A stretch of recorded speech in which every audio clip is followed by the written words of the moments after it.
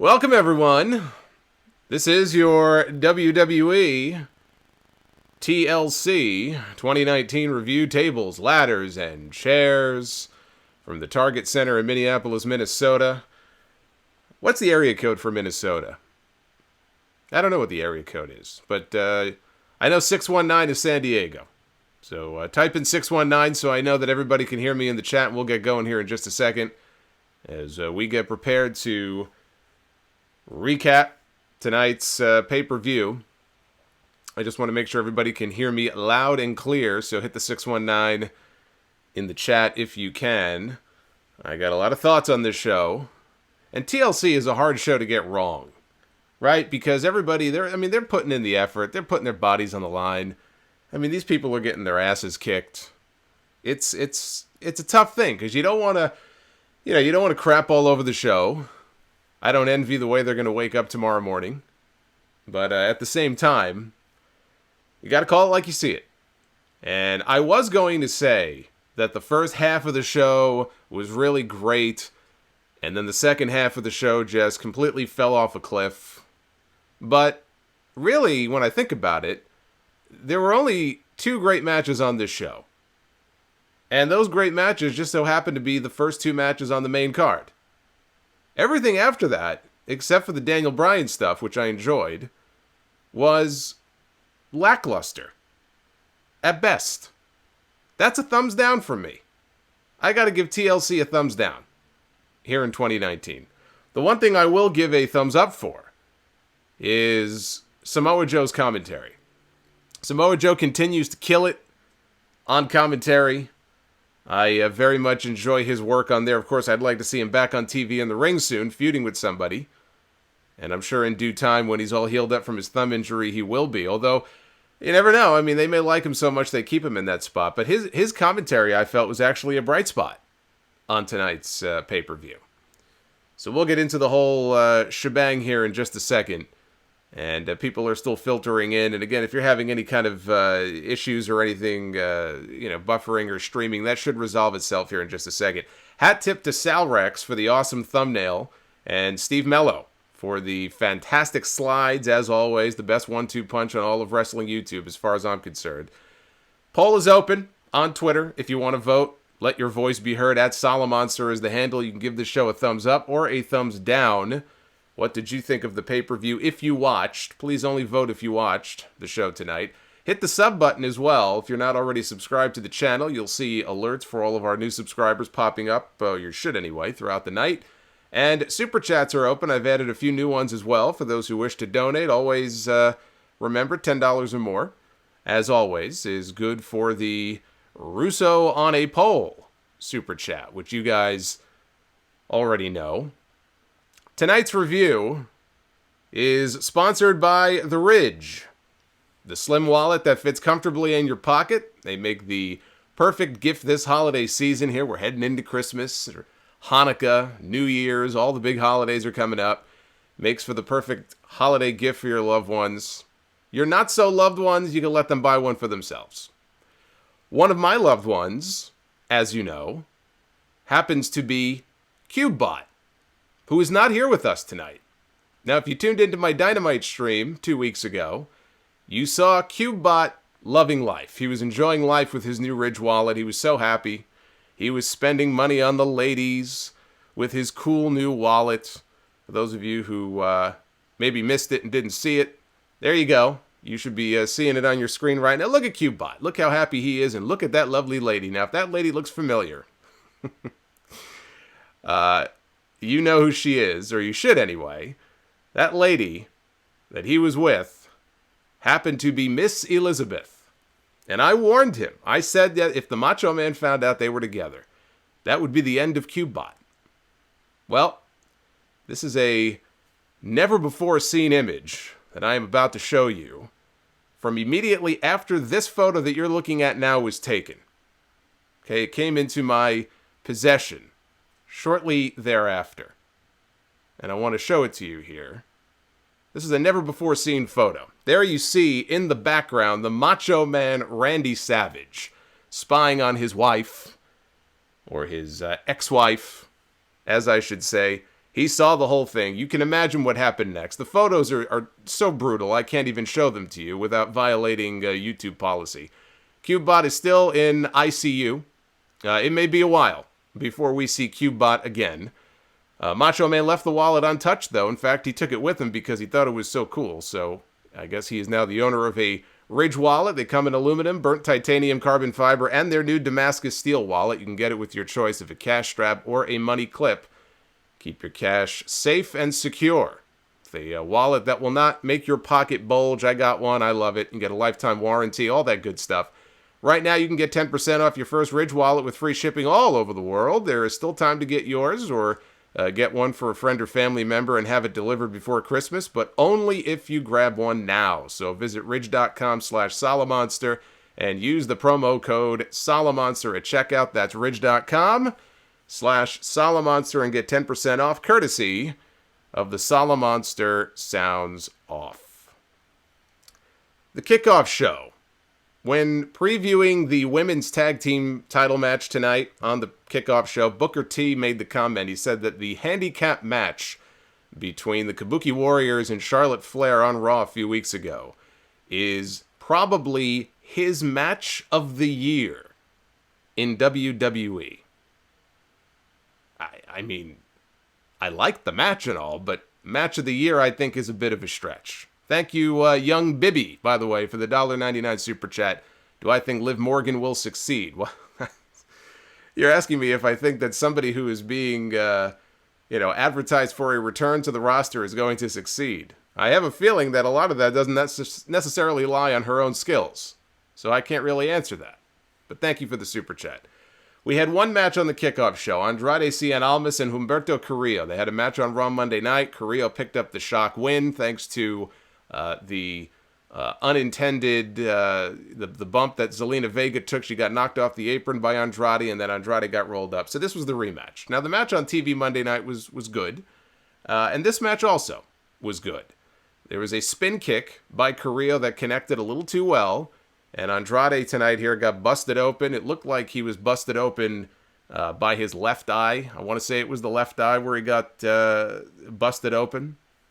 And so that was not a good moment there for Andrade. They replayed the same spot where, and this was later on, they recreated the spot from Monday, where Zelina Vega gets up on the apron. Only this time, instead of careening into her, Andrade stopped short.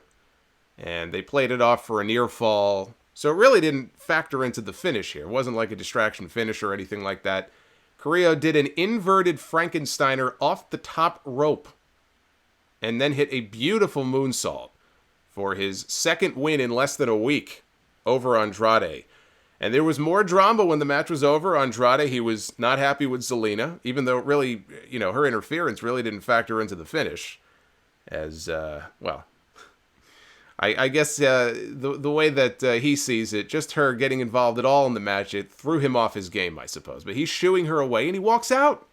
And I said this when I did the podcast earlier, when I was talking about what happened on Monday. I don't like this. I don't like this at all. I don't like where this is headed. Unless they want to turn him face or something, and they feel that, she's a heel, they don't want her with him anymore. But she was put with him for a reason, because his English wasn't great, and it's still not great. And I just think that they're a perfect combo, and now is not the time to break them up. So I hope this is all just a tease, and they make up in the end. They kiss and make up. Well, not kiss. I mean, Alistair wouldn't like that, but hopefully in the end they'll make up and they'll stay together, because I think that would be a terrible decision to split those two apart. Zach Showalter, thank you for the $5 super chat. EC3 still deserves justice. There's a lot of people on this roster, I got news for you, that deserve justice. Lance Morrell, thank you for the $5 super chat. And Loki, good old Loki, donating $5 as well. Very underwhelming show, he says. Love the podcast as always. Well, let's get into this underwhelming show, because the beginning of the show was anything but underwhelming. Pay-per-view opened with the New Day against the Revival in a ladder match for the SmackDown Tag Team titles. A couple of highlights here. Revival tried to push the ladder over at one point as Kofi Kingston was climbing. Kofi landed, barely, but he landed on the top rope. And he was trying to balance himself. You could see that he was about to probably take a tumble, so he very quickly transitioned into a tornado or something that resembled a tornado DDT. It wasn't pretty, but he hit a big move on Dawson and got the crowd into it. Then he caught Wilder with the Trouble in Paradise. So yeah, he almost lost his balance, but he saved it. Turned out to be a great spot. Revival caught Kofi right after with the Shatter Machine as he was coming down off the ladder. So that took Kofi out of this for a few minutes. Big E took out Dash Wilder with his running spear through the ropes, the running shoulder tackle. And, it's like, he's not going to have any shoulders in a few years. Like, I don't know why you would do that. It would almost be, even if you were somebody as tiny as Kairi Sane doing that move. The constant landing on the shoulder on the floor, right? Where there's not a lot of give. You do that every night, every week, every pay-per-view, 5 years, 10 years. What do you think your shoulders are going to be like? Big E is not Kairi Sane. He's a big dude. And I cringe every time I see it. Somehow he hasn't gotten injured yet, but it's going to have an effect on his shoulders. But hey, it's his body. I hope it's worth it. Big E set up a whole bunch of ladders in the ring, but it was Scott Dawson. He suplexed him off the top rope down onto a ladder bridge. Big E, though, he kind of missed it. He only clipped it with his left arm on the way down.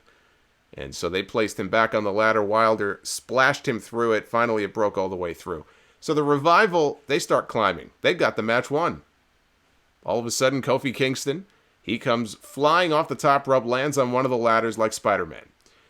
So they ram Kofi's head into the ladder a few times, and he's just hanging. He's just, his legs are trapped. He's just dangling. And Big E resurfaces like the Loch Ness Monster from Scotland. See? I got it right this time. And he gives Dash Wilder a big ending off the ladder. Kofi then grabs the contraption that the belts are hanging from, and he rams it into Dawson's head. He knocks Scott Dawson off the ladder, down through another ladder. And Kofi Kingston unhooks the championships. The New Day retain the SmackDown Tag Team titles in an excellent opener. This was a great match. This was a great match and a hot way to start off the show. And adding the ladder stipulation obviously was a smart move. It was a last-minute thing. They only did it in the last, I don't even think it was a week ago. This match didn't have a stipulation. But in the end, it really paid off. So right from that, by the way, Kevin, thank you for the $5 super chat. Appreciate all the support that you guys always throw my way. It's always appreciated. Aleister Black against Buddy Murphy. Another very good match here. I would even say excellent.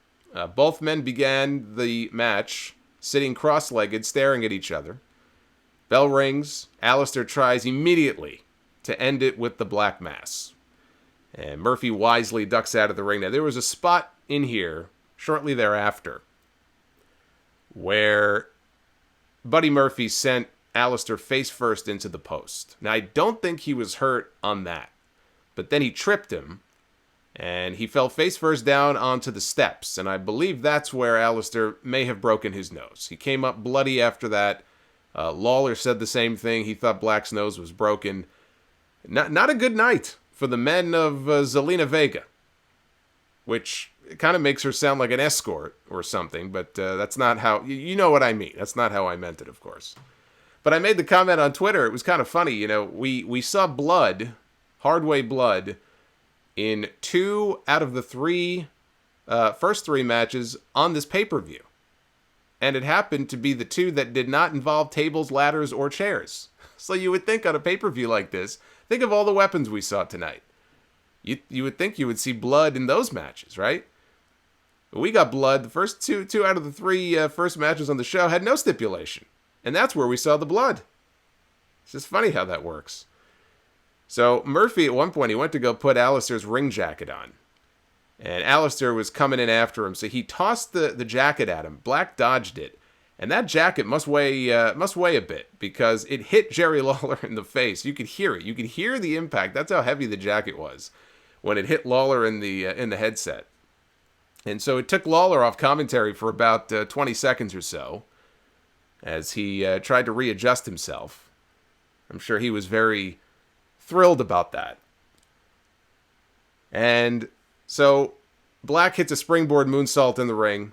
hits another one later on, this one out to the floor. Murphy hits a beautiful sit-out powerbomb for a near fall. These guys are rocking and rolling here in these last few minutes of the match.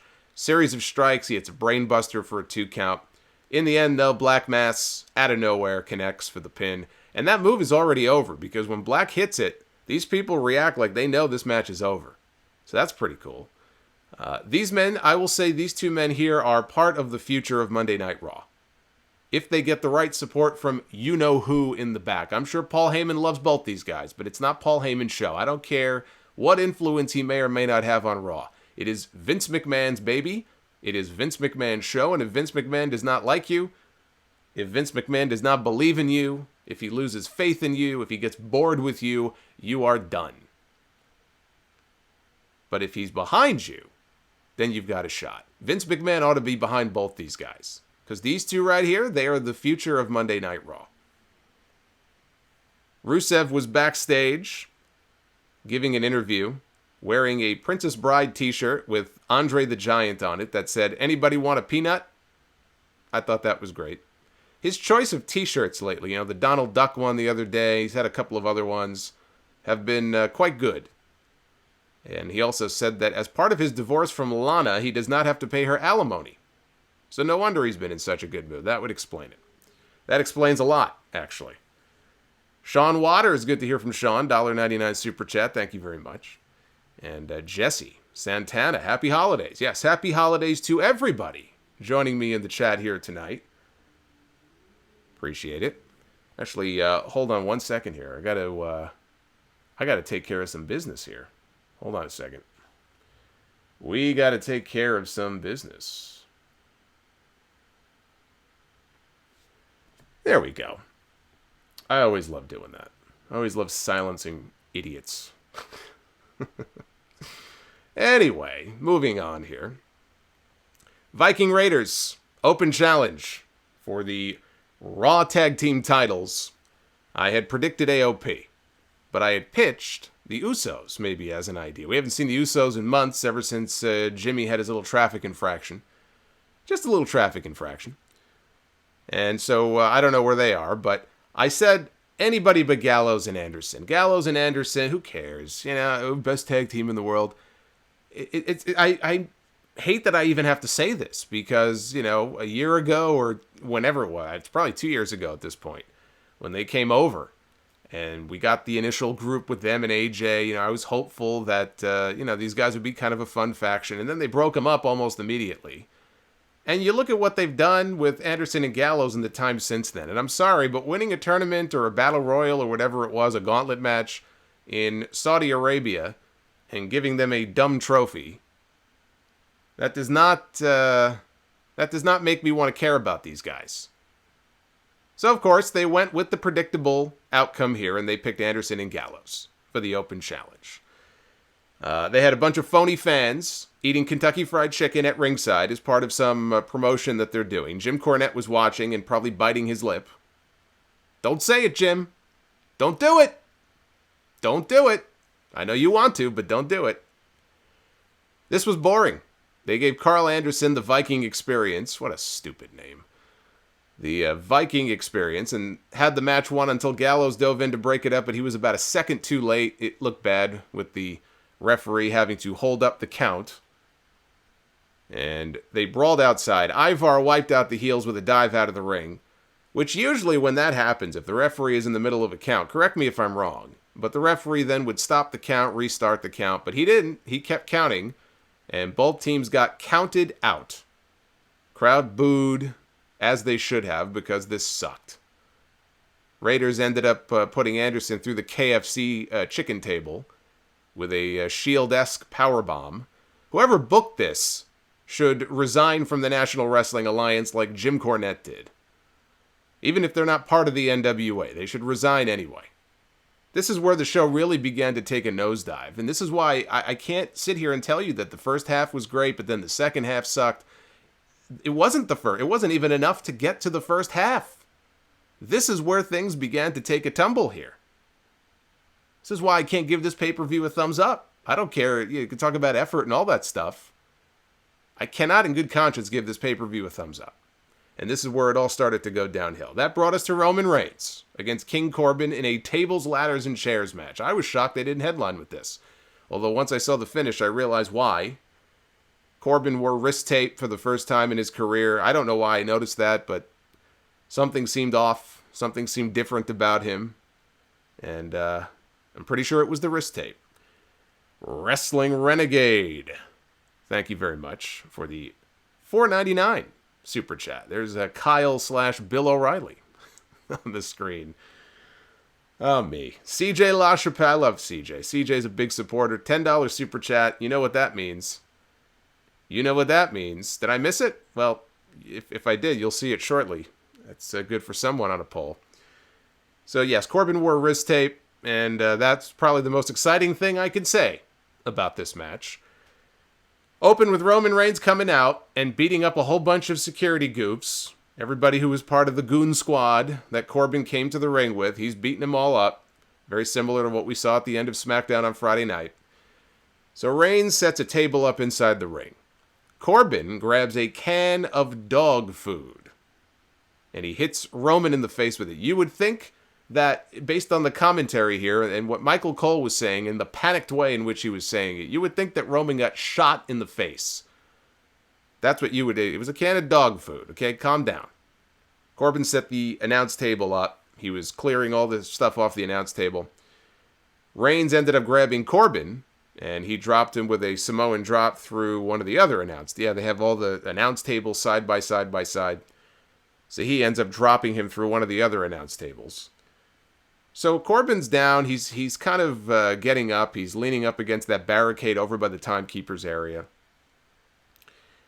And Roman Reigns begins to circle the ring as I am struck by the No Ma'am super chat. I figured some people would get a kick out of that one. Married with Children is one of my all-time favorite shows, so I figure why not change it up a little bit. So Nico, thank you for the $4.99 super chat. You're the lucky one to get the No Ma'am super chat. You don't know what other ones there might be, too. I usually plug a few new ones in there. Let's see how many you can catch. Suda, thank you for the $2 super chat. I will not answer that question because I do not know how big Batista's dick is. But based on Dana Brooks fawning over him, it must be pretty big. So Reigns sees Corbin getting back up to his feet. And he circles the entire length of the ring. He basically does a lap around the ring. Instead of just going over to him, let me go around the entire circumference of the ring. And he's getting ready for a spear. He's going to spear him through the barricade. But Dolph Ziggler sneaks out from underneath the ring, and he catches Reigns with a super kick, or a Superman kick, as Michael Cole called it. He was doing the same thing, by the way, Friday night on SmackDown. Superman kick. No, I apologize. It's a super kick. That's okay. I have a bigger bone to pick with Michael Cole, which I'll get to in a second. Reigns fights back. He grabs a kendo stick. He starts to beat down a lot of the other security goops that are out there until the revival runs out. Now it's 4-on-1. You've got Corbin, Ziggler, Dash, and Dawson. They're taking out Reigns. Reigns puts the revival down with a pair of Superman punches. And he does his trademark Roman Reigns giant dive out to the floor.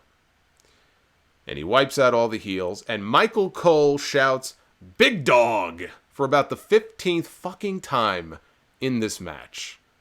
Ziggler cuts him off with a chair to the face. He doesn't give him a chair shot to the... Well, I guess he kind of did give him a chair shot to the face. He chucked a chair at Roman's face, which they replayed a couple times, and it smacked him right in the face. I laughed when I saw it. And then he hit him with the zigzag. That got us Big Dog mention number 16 by Michael Cole. Michael Cole needs to shut the fuck up with all of these big dog men. I am beyond done with the big dog mentions. Enough. We get it. He's the big dog. Woof woof. Move the fuck on. We don't need to hear it 25 times during the match. His name is Roman. You can call him Roman. We know who you're talking about. Holy shit, was he out of control with the big dog mentions tonight. It's 4-on-1 now. Reigns is outnumbered. Revival hits the Shatter Machine, and Corbin delivers the End of Days onto a chair. Is it mercilessly or mercifully? I don't know, but thank God this match was over. He pinned Roman Reigns. This feud must continue. Oh, you thought this was going to be the end of the feud, did you? You haven't been paying attention now, have you? Oh, this will continue to go on into the new year. It's like the fucking groundhog seeing his shadow and giving us 6 more weeks of winter. Here it's 6 more weeks of Roman Reigns feuding with Baron Corbin. Happy New Year, everyone. This was the most boring TLC match that I have ever seen. And Roman Reigns, by the way, has no friends. I said this the other day when I talked about the dog food segment on SmackDown and nobody came out to help him when he was cuffed to the post, and it was reinforced here tonight. Roman Reigns has no friends. The only thing I can imagine is that he must be the biggest diva in that backstage area, that nobody comes out to help him on TV when he's cuffed and smeared with dog shit or dog food. Well, same thing. And then again here when it's like 12-on-1, nobody comes out to help him. Nobody comes out to lift a finger and offer a helping hand. 20 minutes this went. Now, I guess some people are going to say, well, these are the heels. Roman is the big babyface on SmackDown, so it's just the classic babyface having to outcome or over... What word am I looking for here? Overcome. I don't even know what I'm saying anymore. Overcome the heels. I get that. I get that's the story they're going for. How long does this feud have to go on for? And look at the people involved. Dolph Ziggler, The Revival. I like The Revival and all, but it's not as though they've been booked as any kind of threat. And Baron Corbin. And I'm supposed to be excited by this? It's a storyline for the kids, I guess. That's it. I'm not the demographic they're aiming for with this feud. So I can sit here and tell you that this was awful. I thought this was terrible. Then we had Bray Wyatt against The Miz in a non-title match. I'm very sad that we did not get Muscle Man Bray coming out doing the Muscle Man dance. It was a missed opportunity here. Instead, we got Mr. Rogers Wyatt in the sweater shirt coming down to the Firefly Funhouse song and getting loud cheers like you would think this guy was the biggest babyface in the company. Loud cheers for the man who terrorized the Miz's family on Friday and broke into their home. Miz spent much of the match here beating on Bray without Bray getting much of any offense in. Miz finally did the Pentagon arm break as Bray laughed and told him, go ahead and do it. He wanted him to do it, so he did it. And after he did, Bray rolled outside the ring and he rammed his supposedly dislocated shoulder into the barricade, I guess to try to pop it back in like he was Mel Gibson in Lethal Weapon. So, Miz follows him outside, and Wyatt ends up hitting Sister Abigail on Miz, basically slams him headfirst into the barricade. And Miz barely beat the 10 count back inside. Once he got back in, Wyatt finished him off with a second Sister Abigail, and that was it. The crowd was totally dead for this. And I think part of it, I'm not excusing it because I thought the match itself was no good.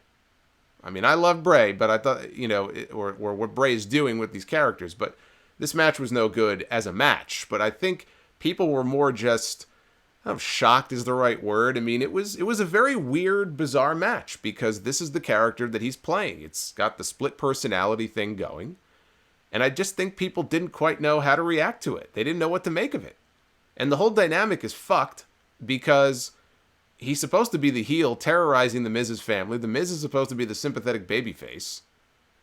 And it's like nobody cared. And the only person they cheered for was Bray. And that was really just at the beginning of the match when he first came out.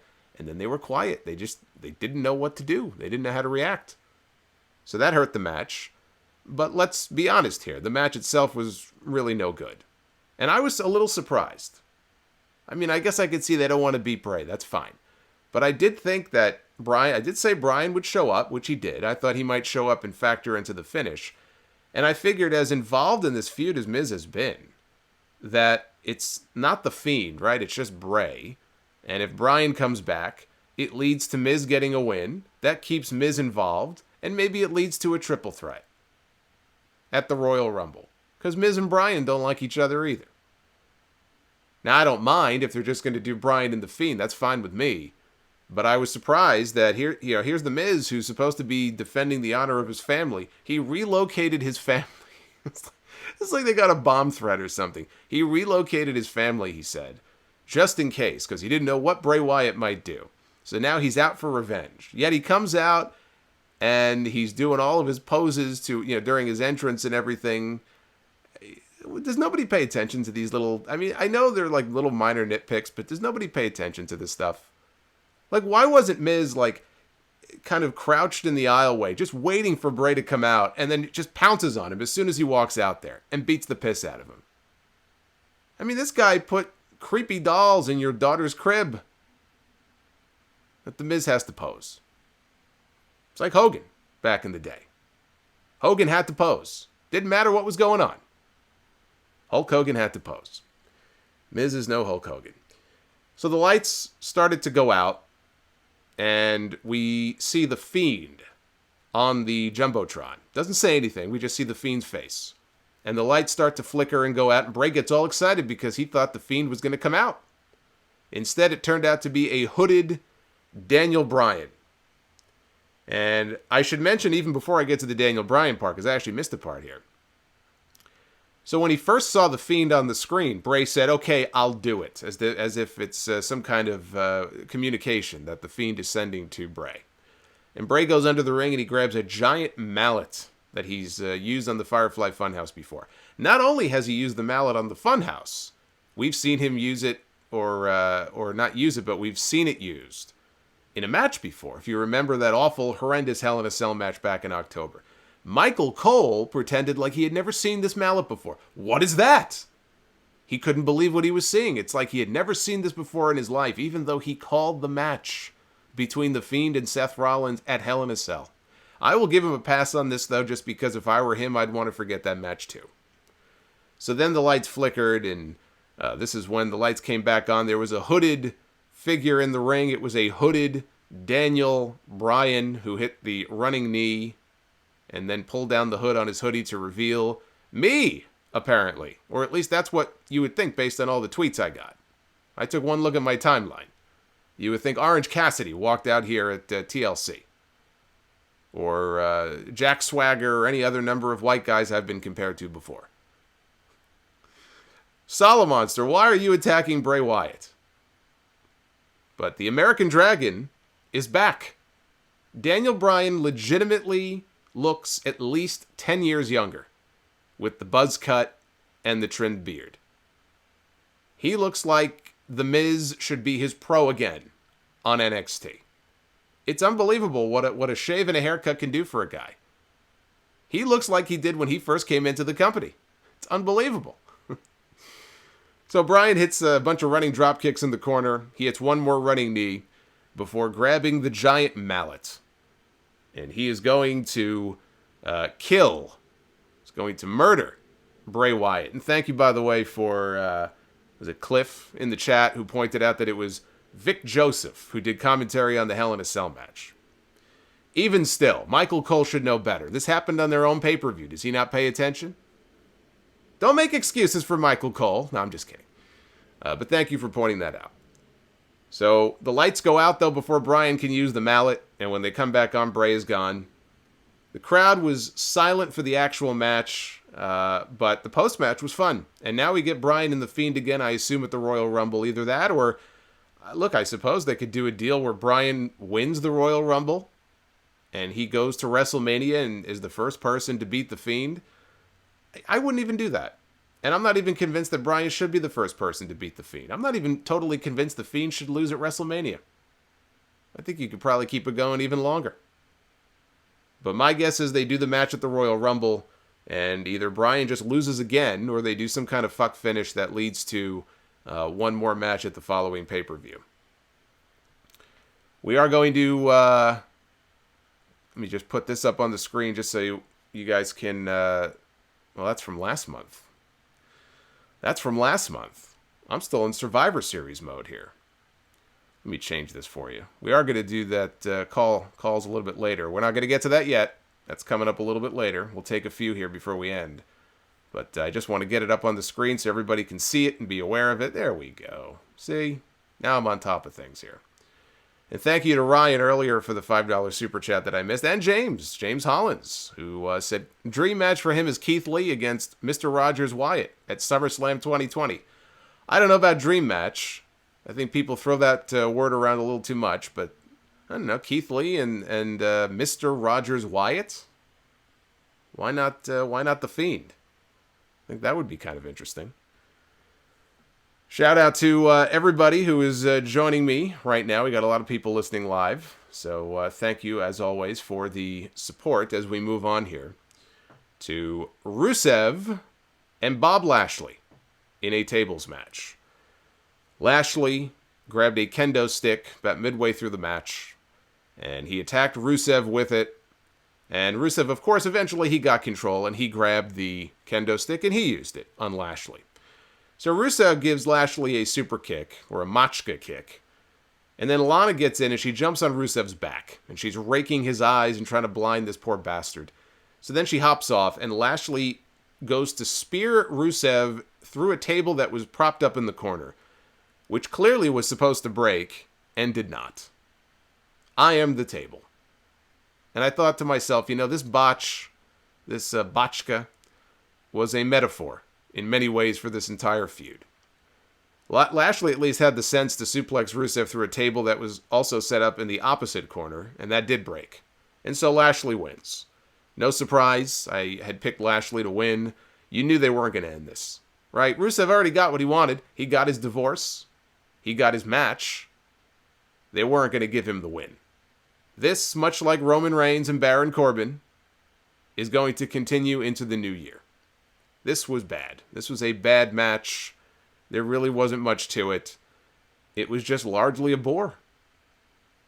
We see the Street Profits in the back doing a promo when all of a sudden they're interrupted by this brawl that's happening off screen, and then we see Roman Reigns and Baron Corbin are going at it. We see, I think it was Chad Gable. I believe it was Chad Gable. He was brawling with Buddy Murphy. And Big E, I think, was going at it with Dolph Ziggler. The Revival was there. Kofi was there. Just a random brawl. Just a random brawl. Nothing to see here. They also announced that Randy Orton is going to meet AJ Styles tomorrow night on Monday Night Raw. So that should be good. I think we've seen them. How many? I want to say they've had only about 2 matches before, right? I think both were on SmackDown. I don't think they've ever wrestled on Raw before, so that I guess that would be a first. And they headlined the pay-per-view with the women's tag team titles on the line in a tables, ladders, and chairs match with Asuka and Kairi Sane defending against Charlotte Flair and Becky Lynch. Second year in a row that Charlotte, Becky, and Asuka are involved in headlining a TLC pay-per-view. If I remember correctly, I believe the 3 of them had what I thought was a very good ladder match, very good TLC match last year. That was the one where Ronda Rousey came down and pushed the ladder over with Charlotte and Becky on it, and Asuka won the championship. Unfortunately, I cannot say the same for this year's match. This was not as good as the match from last year. This was actually a massive disappointment. And while I don't agree with Booker T that the handicap match with Charlotte and the Kabuki Warriors 2 weeks ago was the match of the frickin' year, I won't say that. I did think it was a very good match. I didn't think the match with Becky was all that good. But I thought to myself, I look at the women who were involved here, and I said, this could turn out to be pretty damn good. They give them time. They work off the stipulation. There's a lot of talent involved here. Asuka and Kairi and Charlotte, when she's in the ring with the right people, and Becky when she's in the ring with the right people, like she had that kick-ass Hell in a Cell match with Sasha Banks. This has the potential to possibly be a show stealer. And unfortunately, they did not steal the show. In fact, looking back at it now, this should not have been the main event. You couldn't have known that going in, that they would have a clunker, but that's what this was, in my opinion. The Line Drive, thank you. Wow, $20 super chat. Super chat on a poll. He thought that this show was terrible. And Charlotte, not realizing that Kairi was concussed, put her in danger. Now, was she concussed? Because I wasn't sure about that. And you know what? Let me check real quick before we even go on here. Because I did not see an injury report. I hope she's not concussed. I did not see an injury report on Kairi Sane. But these women, I will say, they took a beating here in this match. The thing about this match was, it just was very, I don't know, it was very sloppy to me. I don't know, there was just there was some botches, and there was just some tentative. There was one point where Charlotte was throwing it. Was it Charlotte? I think it was Charlotte was throwing a chair shot. It looked like Lance Storm. The first time he came to ECW, there's like this classic chair shot. I think maybe to RVD. I forgot the match. That looked awful because he didn't want to hurt the other person. He didn't know how to throw a chair, and it looked terrible. And this looked terrible too.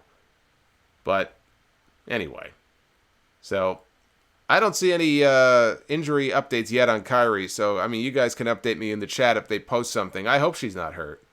But you watch a show like this, it's almost impossible to come out of this show not having injuries, which is one of the reasons I hate TLC pay-per-views. I hate having these gimmick pay-per-views. I don't mind having a TLC match. It's kind of like Hell in a Cell. When there's a feud that warrants a Hell in a Cell, by all means, put them in the cell and let them go at it. But this notion of, well, it's October, well, it's December, that means it's TLC. And you've got to beat the shit out of each other with tables and chairs and take ridiculous bumps for no freaking reason in front of a half-dead crowd. I'm not a fan of that. I actually kind of feel sorry for a lot of these guys and these women having to do that. By the way, I also saw that Taz was not very happy with something that Corey Graves posted. What else is new? Corey Graves had posted a picture earlier in the day, like midday, of Vic Joseph and Samoa Joe. Now, there have been comparisons made to Samoa Joe. He kind of looks like Taz. He's the new Taz on commentary. Haha. So Corey Graves puts a picture up of the two of them, and he says, "New and improved, Taz and Cole." And Taz responded, he said, "Gee whiz, new and improved? I wish them the best of luck, but if they are the duo, after years of shows, then it's a fair comparison. Michael Cole and I battled for every opportunity as a team, #dues paid. Jokes aren't funny when pulled on someone who doesn't work there anymore. Therefore, if it's a joke, then I'm not in on it. I don't appreciate being the brunt of a joke from a current announcer, especially with the big social media following that Corey Graves has. I'm out here, and he's not." All right, well, Taz was... that's actually the least offensive thing I've seen in the last few weeks from Corey Graves, who has posted a lot of dumb shit. But Taz apparently not a fan of the jokes. So there you go. Corey Graves pissing everybody off, it seems like. So anyway, if you guys hear about the condition of the people in the main event, you guys can let me know. But as I said, I hope they're not hurt. I hope Kairi is not concussed and there's no injury. So Charlotte and Becky, they're really just going after these women at the beginning here. And Kairi had tried to hide under the ring. So they find her and they're pulling her out from underneath the ring. And Kairi has a fire extinguisher. And she blasts the two of them in the face. That was great. That might have been the best part of the whole match. I thought that little reveal there was excellent. So then Asuka shows up with a rope. Or a bull rope or something. I don't know. It's a very odd thing to find. And she's swinging that rope around. And she almost hit Kairi in the head with it. She's like the Ultimate Warrior out there, swinging that rope around. So then they grab Becky Lynch and they tie her down with the rope. They tie her down to the ladder. So now she's out of commission and Charlotte's all by herself. And they're going after Charlotte. And Charlotte, of course, comes at them. She has to, get the big comeback. And she hits him with the kendo stick and throws Asuka into a bunch of steel chairs. And she just flung Kairi Sane into the barricade. Just hurled her into the barricade. And you know what? Come to think of it, maybe if she did suffer a concussion, I bet it was on that bump. Because I remember watching that thinking, boy, that looked bad. Boy, did that look bad. Kairi is a tiny woman. You throw her, you got to make sure that you know where she's landing here. So if she got concussed, I'll bet you anything it was on that bump there into the barricade. So Charlotte goes over to Becky, and she's trying to untie her from the ladder, but then Asuka comes over, hits her with a chair. Eventually, Becky got herself untied all by herself.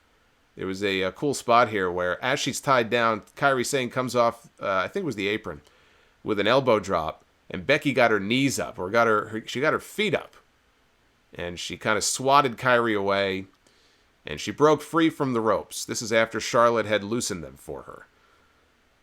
So she lays Asuka on a table, And Becky gives her a diving, I guess it's supposed to be a diving leg drop, but this was more like a diving butt drop.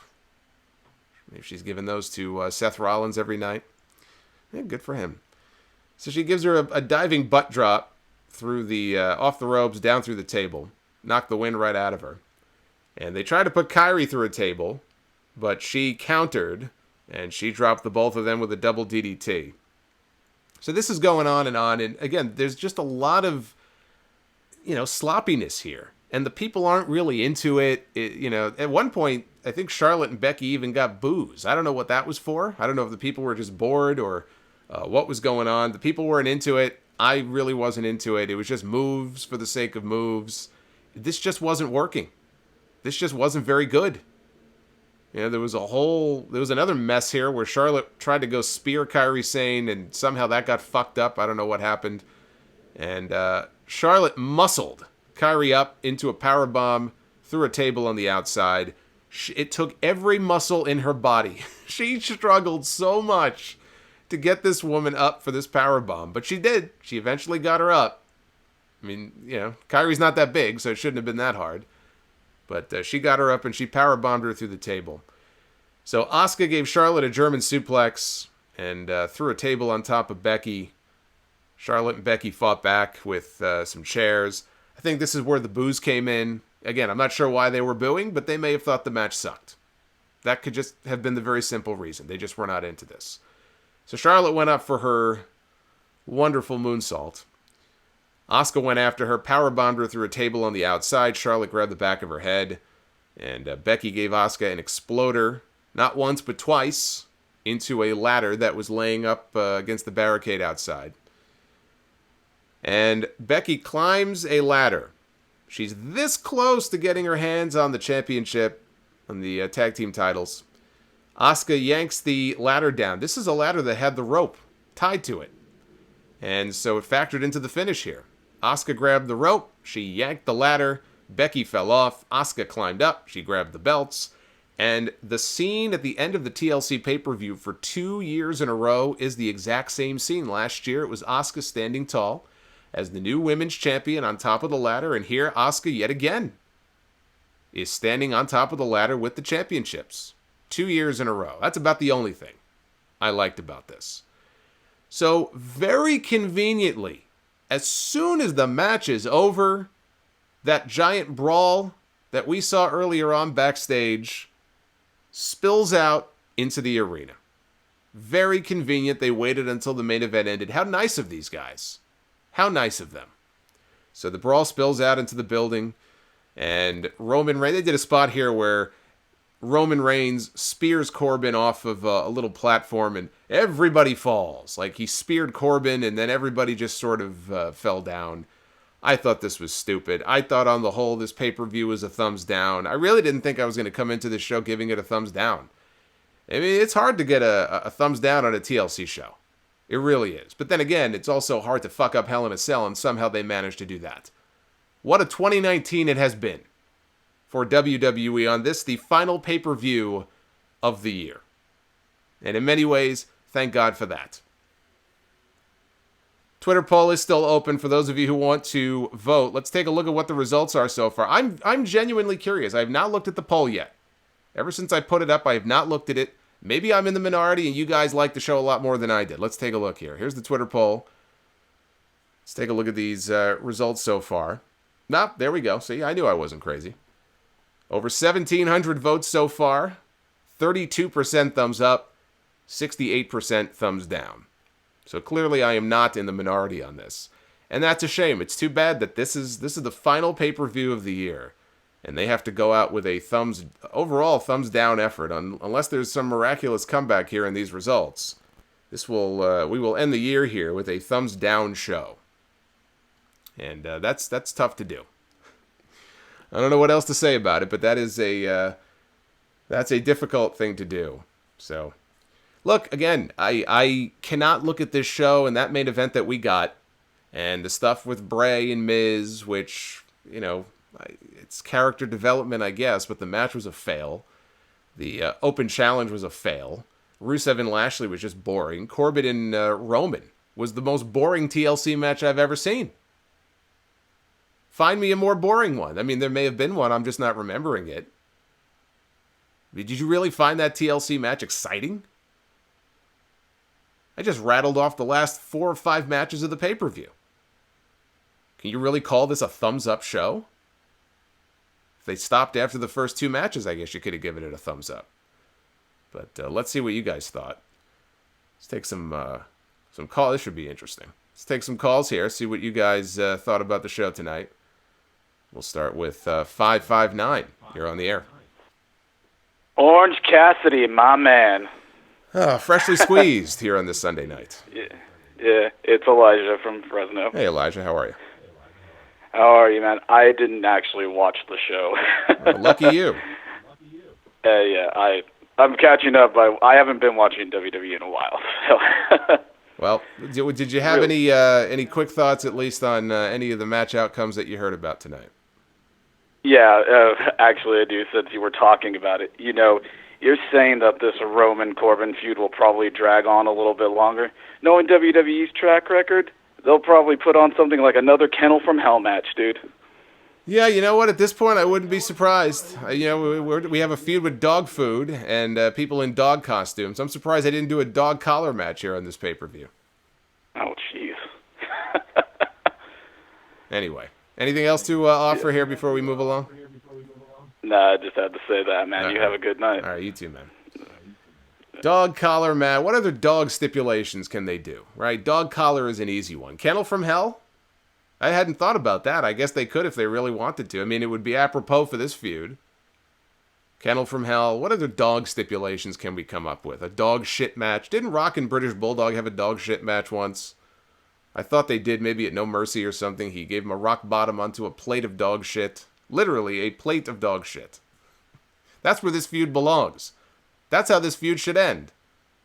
And both guys fall onto the plate of dog shit.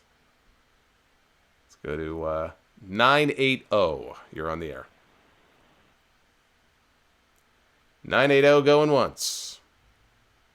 980 going twice. Well, we tried. There's that Bart Simpson gif. At least you tried.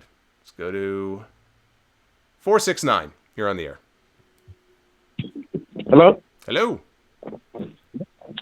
Oh, I wanted to say happy early Christmas, Mr. Solomonster. Thank you. I didn't get a chance to see the show. Even though the pay-per-view is, they can give it to me for free, I just don't want to do that. Man, all these people who calling in, they didn't even watch the pay-per-view. I mean, I'm wondering now if anybody watched the pay-per-view tonight.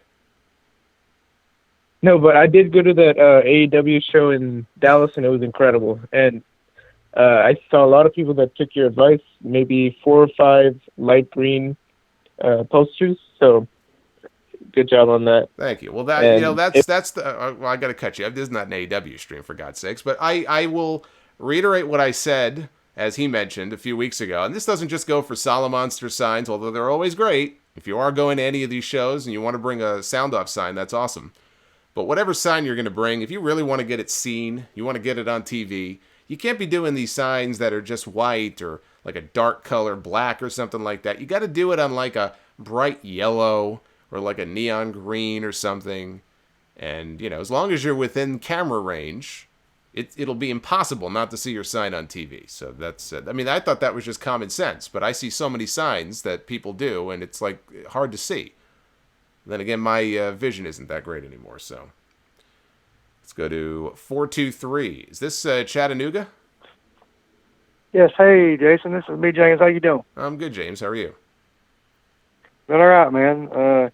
I watched the pay-per-view too, and I thought it was it sucked. Well, you're not the only one who felt that way.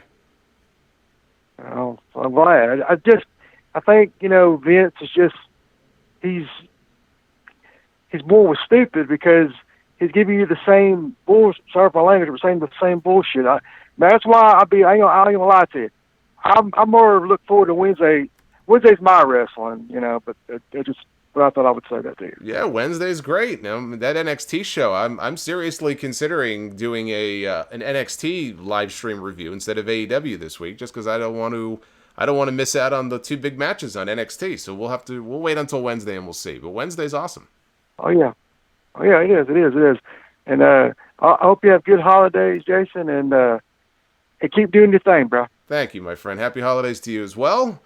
I very much appreciate that. Let's that was a nice caller there. Let's go to the ATL, right? Is that what they call it? Area code 678.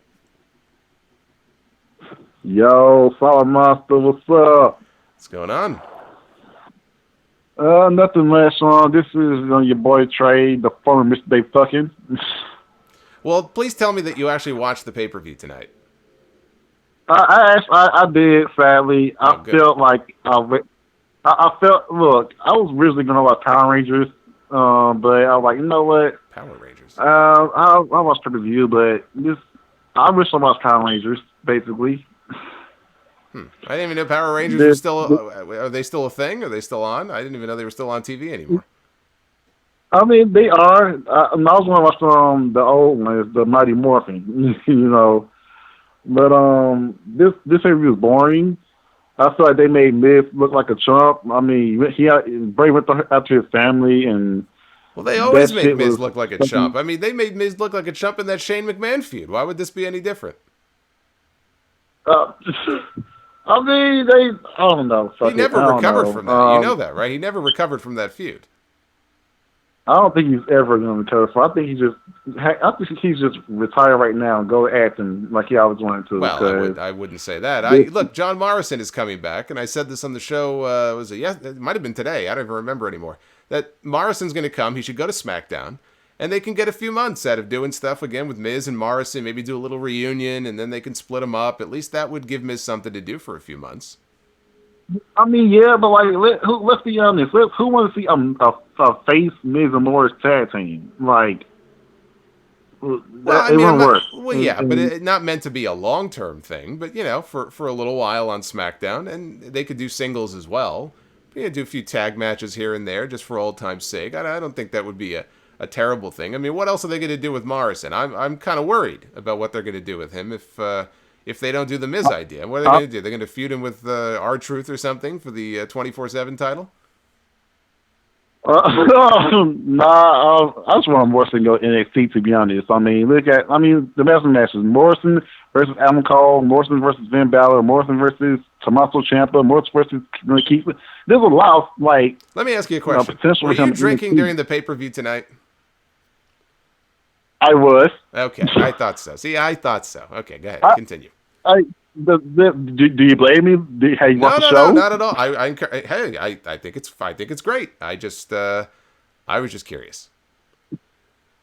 Yeah, but and just like you, I thought like either the Usos or AOP went answer the open challenge, and yeah, the OC was disappointing. This whole pay-per-view was disappointment, to be honest. I wish I watched Power Rangers. All right, well, listen, I got to let you go, but thank you for the call. That was very interesting. And I legitimately did not know that Power Rangers was still on the air. I thought they were just showing replays of the old show from when I was younger. But, I mean, I wasn't that young that I was really into it. My brother was. But I'm sure the Power Rangers were more enjoyable than much of this pay-per-view tonight. I don't doubt that. Let's go out west. Area code 707. You're on the air. Yeah, what's up, Solomonster? What's going on? Long-time fan, first-time caller. Thank you.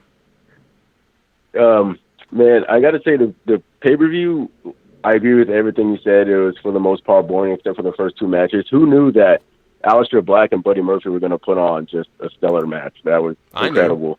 But as for the main event, yeah, it didn't have much of a flow, not much storytelling, just putting their bodies on the line for the sake of, for I guess our entertainment, but a lot of it, fell flat. Too many botched spots, no flow, no real storytelling.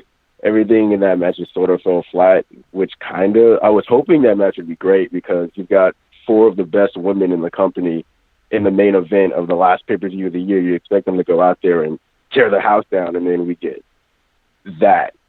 It kind of just, I don't know, killed the whole, well, I mean, it didn't kill the mood for me, and the mood was already killed, but it just, it was a thin nail in the coffin to a bad pay-per-view, you know what I mean? Yeah. No, I get it. And again, it's too bad because I came into the show with an open mind. But remember, this is a pay-per-view that was, think of the promotion for this. Think of how lackadaisical the build-up for this was. We didn't even have a card until, what, 6 days ago?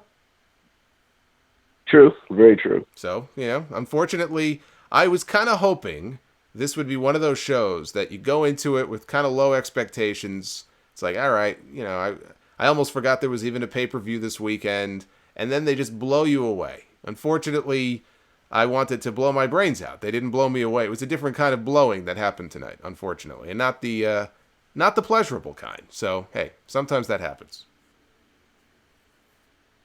All right, see, man. Thanks. I appreciate your time, bro. Okay, thank you. Boy, he got out of here quickly after that. I don't blame him. All right, let's take a few more, and then we'll. Well, I'm having fun. Let's take a few more. I'm having more fun now than I was watching the pay-per-view. Let's go to area code 704. You're on the air. Hey, Solomonster, this is Cameron. How you doing? Hey, Cameron. How are you? I'm doing good. Watching this pay-per-view tonight, I think I came to the realization of, do you think WWE, instead of doing TLC tonight, just should have built to a special edition of Raw and SmackDown where they do the matches we had at TLC tonight, but they just do it on Raw or SmackDown? Not really, just because, the matches they did tonight had all of the TLC stipulations. So if you're saying do TLC matches on TV, I don't even know that you needed to do TLC matches at all. What match on this pay-per-view really necessitated TLC as a stipulation? That's why I hate these gimmick pay-per-views. But could you have built to almost like a Raw Super Show? By Super Show, I don't mean mixing the brands, but like a Raw Super Show, a SmackDown Super Show type deal, maybe around New Year's, where you promote like 2 pay-per-view quality matches on there. Yeah, I think that could have been a good idea. That would have been one way to draw eyeballs onto the TV shows. TLC to me is just a totally unnecessary. I assume they do them because they're still making money off them. But this is one of these meaningless pay-per-views. If they did away with it forever, I wouldn't mind. I have no use for these shows. These stupid gimmick shows. See, Elimination Chamber is one that doesn't bother me because it does factor into the whole, like the Rumble, factors into the whole WrestleMania build. So I'm okay with some of them, but most of them are just completely and utterly useless. And I wish they would get rid of them. Let's go to New England, area code 508. You're on the air. Hey, Solomonster, great show tonight. The TLC. Yes, TLC, indeed. What did you think of the show? The women's matches I really liked. The whole Roman Reigns, King Corbin was wild. Yes, it was. Was there a match that you thought was the best, and was there a match that you thought was the worst? The Raw Tag Team title match was worse. I agree. And the women's tag match was a great way to end the pay-per-view. You thought it was a great way to end the pay-per-view. Why is that? Well, the craziness and the brawl that ended the pay-per-view. I see. So you enjoyed the end of the show tonight. Yeah, it was better than Ring of Honor Final Battle. Well, I can't dispute that. I actually did see that PCO match with Rusev, and it was a very, shall we say, a very interesting match. I think it probably went about 15 minutes longer than it should have. So maybe it was better than the end of the Final Battle. I don't. Maybe that's true, but I didn't think the end of tonight's show was very good at all.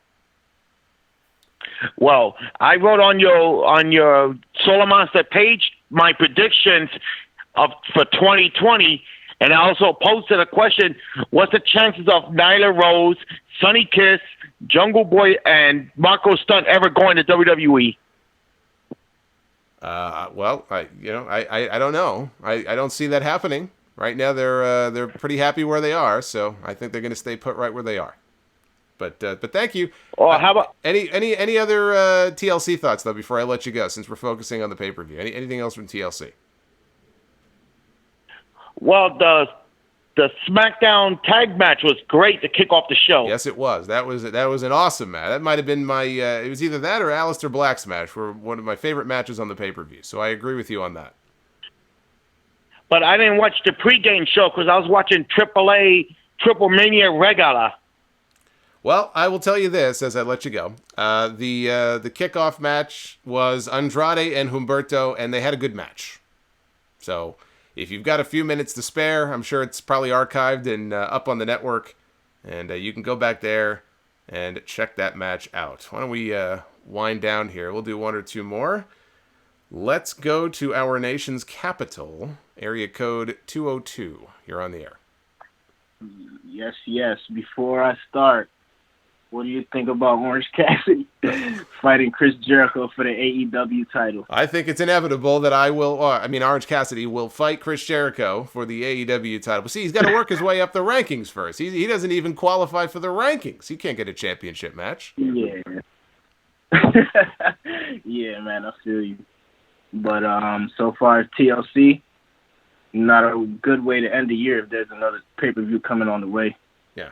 Not a great way at all. Hopefully the Rumble will wash the stink of this and Hell in a Cell and some of these awful shows out of our mouths. And, look, new year, what do they say? New year, new me? I hate people who say that, but they're going to turn over a new leaf soon. They're going to start fresh, and I'm sure we're going to be probably complaining about the same shit. But, I always give them the benefit of the doubt. I don't know why I do, but hopefully they will start strong in 2020. Hopefully. I'm kind of done with WWE, though. Well, I've heard that from a lot of people. You're not the only one. Any other quick thoughts here before I let you go and move on? I think they need to stop main eventing the women, actually. I will say this. The Survivor Series, they headlined with Becky, Bayley, and Shayna. And I was disappointed with that match. That was not what I thought was really a good match. So this is the second month in a row now that I think the women have, the women have underperformed. But then you go back to October and look at Hell in a Cell. Look at what the men did in the main event with the Fiend and Rollins. When was the last really good, excellent WWE pay-per-view main event that we had? What was the main event in September? I don't even remember what the main event in September was. It's just been so shitty. I can't remember shit, actually. I don't remember. I'm trying to even SummerSlam. What was the SummerSlam main event this year? Was it Rollins and Lesnar? Because I thought Rollins and Lesnar opened the show, unless I'm thinking of WrestleMania. Yeah, I can't even. Oh boy, can't even think about it. This is awful. I can't remember anything as far as these. Kind of brutal, actually. Maybe I'm trying to block. But you know what? But you know what's funny about that? If you were to ask me, probably, hey, what was the main event of SummerSlam in 1988? I could tell you right away. It was the Mega Powers and the Mega Bucks. That I can remember. Yeah. Kind of sad. Anyway, man. I'm going to let you go. Thank you, though, for the call. I don't remember what the main event was. Let me see in the chat. Maybe somebody can remind me here. What was the main event of SummerSlam this year? I don't remember. It wasn't Becky, was it? I got to take a look at this now. This is going to drive me nuts now if I don't figure this out. SummerSlam. It wasn't that long ago either. Either my mind is going or maybe it was a bad match. I'm just trying to block it out of my mind. Let's see here. Main event of SummerSlam this year. It was Rollins and Lesnar. Okay, it was Rollins and Lesnar after all. And what about the September pay-per-view? I don't even remember what the name of the pay-per-view in September even was. Nor do I care. Let's do one more. Let's go to a fellow New Yorker. Let's go to area code 315. You're on the air. Hi, how you doing, Solomonster? 4-year fan. Early happy holidays regards to you, my man. Thank you. Same to you, sir. I found it very apropos to my other iteration of my name, Lebanese or Scrooge. I found it piss poor and insufferable. Well, top to bottom, back to forth. Let me ask you this. Was there one match that you enjoyed more than any other on the show? Its one redeeming trait was definitely Aleister Black, definitely. I no doubt about it. I agree. What did you think, though, of the SmackDown Tag Team title match that opened the show? Nah, I ain't do it for me. I mean, it looked like Dash did hurt his knee. I thought I was coming in with my plate of food and all that when Kofi had jumped over the rope, and they Dash and Dawson, whatever their names is, was holding the ladder, and the ladder came down on Dash's knee. It looked like it shattered his knee, but I don't know. But nah, it just didn't do it for me, man. It really didn't. It was. I mean, nobody got their comeuppance for anything. I mean, Rusev. I mean, Roman. I'm not a Roman fan at all. Miz. Nobody got payback. Nobody got that's a great anything point. out of it. That's actually, you know what? That's actually a great point. If you look up and down the card, all the people that were coming in looking for revenge about this, that, or the other, they all fell. They all failed. Rusev failed. Roman failed. Miz failed. I mean, I guess you could say Charlotte and Becky. They've been tortured by the Kabuki Warriors the last few weeks. They failed. All these baby faces are failures. They all suck. It's no wonder they can't get baby faces over. They never win. It's a very heel-heavy show in that way. Let's say one more. Let's go to San Antone. I think it's San Antone. Area code 210. You're on the air. Solomonster, how you doing, man? I'm doing well. How are you? I'm good. First-time caller. Name's Jurgen, by the way. Thank you for calling in. What'd you think of the show tonight? I didn't watch it, to be honest with you. Oh, well, silly me for thinking you watched the pay-per-view. Well, I didn't really watch it because there was so little to no build to it. And I'm thinking to myself, you know what? Okay, this, like, what the hell?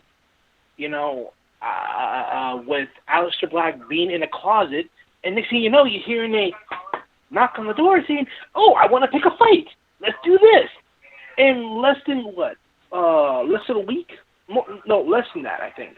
Well, they've been building that matchup for a while. I actually think that match was, and even the build up to it was fine. I'm happy he's out of the room and he's wrestling now. And I said it earlier. I think these two have the potential. It'll take a while, but I think these two can be the future of that brand. This was the first in what it was a decisive win for Aleister, but I have to think that they'll maybe continue this for a little while longer. And they were one of the shining beacons on the show tonight. So yes, I think the match between Aleister and Buddy Murphy and the New Day and Revival was the best part of the show. But you said you didn't see the show. Well, I saw highlights of it. Okay. All right. No, that's fair enough. I mean, that seems to be the consensus here on this show tonight. So thank you for that. And let's see here. Calls keep coming in. I want to take, let's see here. Let's go to Colorado. Let's go to area code 970. You're on the air. Hey, Jason, how are you? I'm good. How are you? I'm doing all right. Hey, I just have a quick question about the botched powerbomb spot with Charlotte, and apparently she gave Kyrie a receipt for it, and Kyrie has a concussion. I was just wondering your thoughts on the year Charlotte has had. It seems like she's really regressed in the ring. That's kind of unusual for someone 6 years into their career to regress. Yeah, it's weird because Charlotte is good. She's very good. We've seen her have very good matches. It was a year ago at Survivor Series. She had one of the best WWE matches all year with Ronda Rousey, and that was a last-minute decision. I mean, they had about a week heads up that they were even doing that match, and I thought they killed it. And we've seen Charlotte and Becky have great matches, and Charlotte and Asuka, so it's not that she can't have a great match. But yeah, I would say, you watch her sometimes now, and that might be a good word for it. It kind of looks sometimes like she's almost regressed. She keeps doing that stupid moonsault, and I'll keep bringing it up because we saw a moonsault in the very first match of the show tonight on the Kickoff, which is to say we get a lot of moonsaults on WWE television. We got one in the Kickoff match. Then we had two of them in the Aleister Black match and a whole bunch of other ones. And my whole thing is this. If you are on the roster and there are a bunch of other people, Gable's another one, Lacey Evans is another one, who do the same exact move that you do, and they do it better than you. Why do you insist on continuing to do the same move and making it look inferior? Charlotte is a very athletic woman. She has that corkscrew dive she'll do out to the floor. That's fine.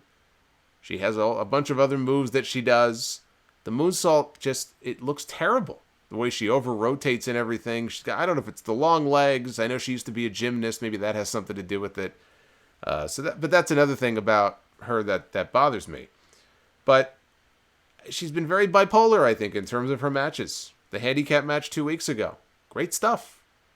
A lot of other matches you could look at and say, what the hell happened? What happened with this woman? Maybe she's not motivated. Maybe she's unhappy. You know, they had the story a few weeks ago where her and Andrade, they were trademarking their names and stuff. And you look at that and go, all right, whatever. It's not necessarily a sign of anything, but what if it is? What if it is a sign of something? Maybe she's looking to the future. Maybe Charlotte does not see her future long term in WWE. Maybe she's bored. I think Corey Graves made that comment on his little podcast a few weeks ago. I want my queen back, he said. What a loser. I want my queen back. But in that stupid rant that he went on, I think he made the point. I think it was him who made the point. What's going on with Charlotte? And it's almost like she's bored. Maybe that's part of it. It's not like she has a whole lot of competition.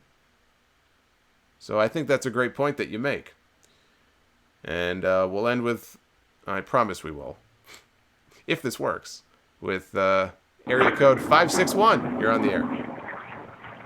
Solomonster, what's going on? How you doing, brother? I'm doing well. How are you? Good. I'm actually at work right now. Got like 20 more minutes before we close. I can hear it. Love listening to your podcast. Man. But listened to it since the TV track day back in 2012 when I first heard of you. Oh, wow. And love your reviews. It's wrong with my work to make the work go a lot faster. And I didn't listen to you at all. I didn't watch the show, but I do have a question I want to ask. Sure. What do you feel that in 2020, because we always hear about the shit that AEW and WWE needs to improve on. What are some of the things that going into 2020 that you think that they are good at, that they should continue to do? Because, like, you hear all the time fans always complaining, oh, I wish they did this better, I wish they did that better. But you never hear about the good shit that they're good at. So what do you think that going into 2020, that what they are doing good, that keeps the attention of fans, they should continue to do? Are you talking about WWE or AEW? Both, whether if it's WWE or AEW, as far as like stateside goes, because we know New Japan is good. There's not really much they got to improve on, but just things that are good as far as what WWE and AEW are doing to try to keep their fan base. Sure. No, I think that's actually a good one, I think, to end on here. I mean, as far as AEW is concerned, one thing they got to fix is their audio. They've had audio issues at the beginning of every show they've done the last month. So that's something I hope they fix. And if it's not them and it's TNT, then TNT better get their ass in check there and fix that. The other thing is their women's division. Their women's division, they have a lot of women under contract. I was reading all the names off on the podcast earlier. They had more women under contract than I thought.